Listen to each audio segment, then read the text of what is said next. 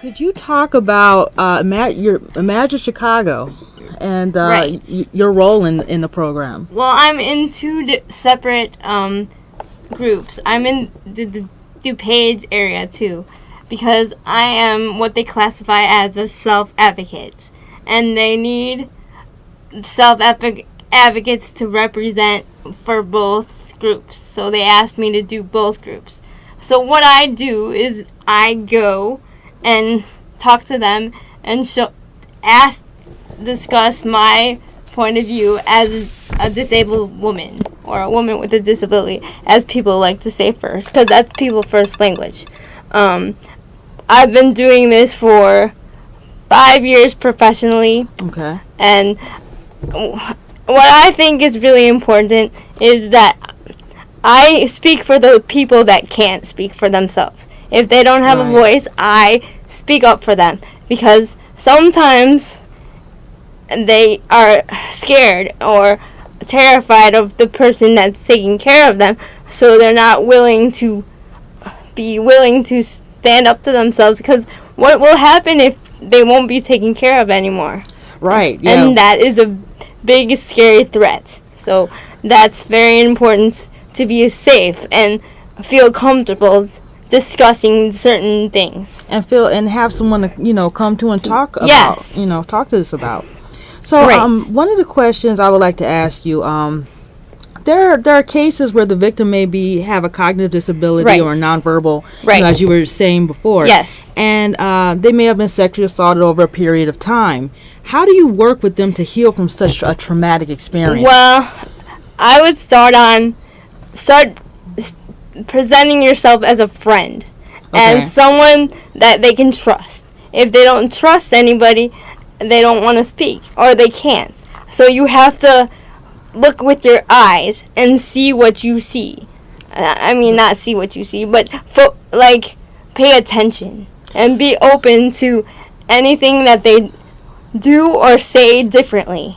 So coming in and saying, you got to change right now, you got to do this, you got to do that, that's not the way to go. No.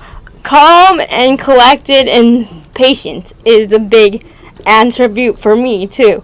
If you're rushing me into doing something, I'm not going to do it at your time. You're going to have to wait for me to feel comfortable with you. So, absolutely. I think it's fair. The biggest thing I'm going to say for you is build that trust first. That's what we need. And reliability. I agree. Cause yes.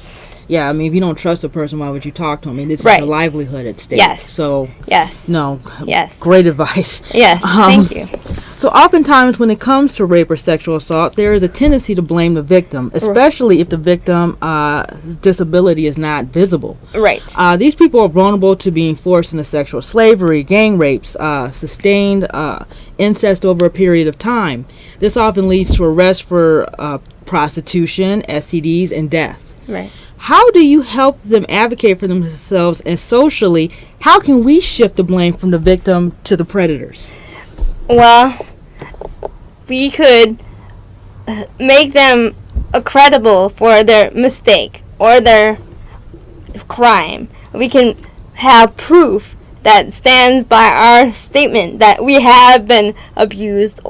Because in most cases, from my point of view, I'm going to just say this. When I was sexually assaulted, it took me a long time to go to the police and say, I need help. They made me give the number to the person.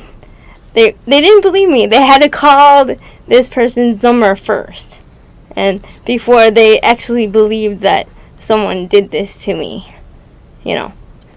Wow.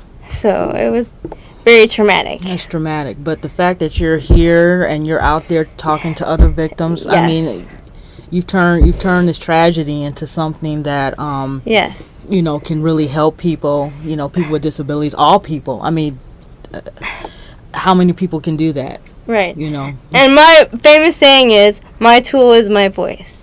And if I didn't have a tool, right, then I wouldn't be here today helping other people go through things that they don't have to go through. If I'm educating, that's my whole point.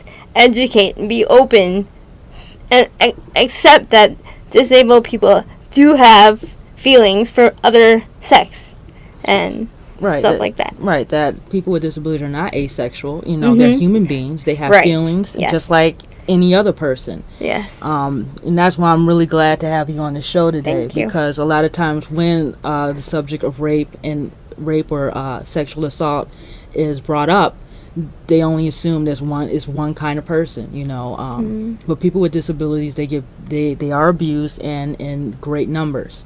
So this is definitely a topic that needs to be addressed, that needs to be brought out. So I'm very thank you for coming on our show today. Thank you.